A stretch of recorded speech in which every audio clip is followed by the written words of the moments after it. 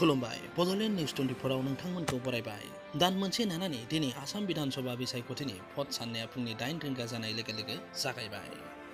आसामखौ लाफाना मोनब्रै हादोरसायाव जानाय बिधानसभा बिसायख'थिनि भट साननाया दिनै जागायजेनबाय।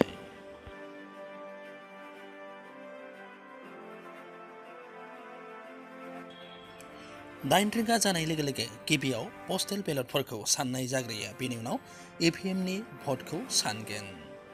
आसामनि बिसायख'थिनि फिथाइनि सायाव हादोरसानि गासै नोगोरारिफोरानो नोजोर होनानै दङ।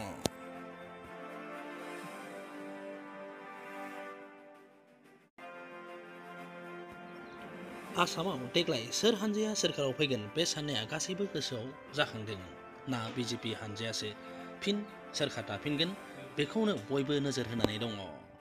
मख'नो गोनांदि गोबां एक्जिट पलफोरानो भारतीय जनता पार्टी आरो लोगो हानजाखौनो फिन आसामाव सोरखार दाफिनगोन होननानै एक्जिट पल होदों।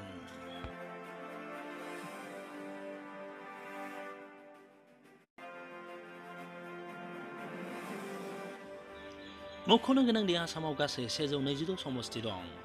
सोरखार दानोबा 64 मासि मोनथारनांगोन। बांसिन निउज चेनेलनि एक्जिट पल बायदिब्ला भारतीय जनता पार्टीआनो फिन आसामाव सोरखार दाफिनगोन होननानै बुंगासिनो दङ। नाथाय दिनै बेलासे जानाय लोगो लोगो मोनाबिलि जानाय लोगो लोगो नोंथांमोना गासैबो खोथाखौनो रोखा मोनगोन, मानो होनोब्ला बै समसिम फिथाइया ओंखारहैगोन।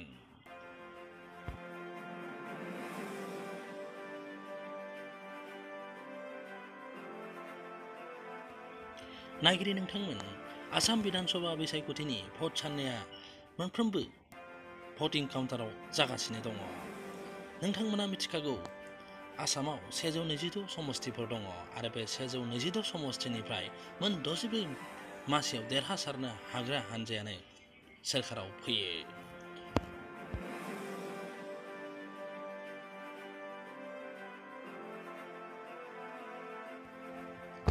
नोंथांमोना मोनफ्रोमबो 1 रिंगानि उन भट साननायनि रादाबखौ बड'लेण्ड निउज 24 आव मोननो हागोन। बेनि थाखाय नोंथांमोना बड'लेण्ड निउज 24 खौ साबस्क्राइब खालामनो दाबाव आरो नायनो दाबाव। नोंथांमोना नायगासिनो दङ बड'लेण्ड निउज 24। गोजोन्थों।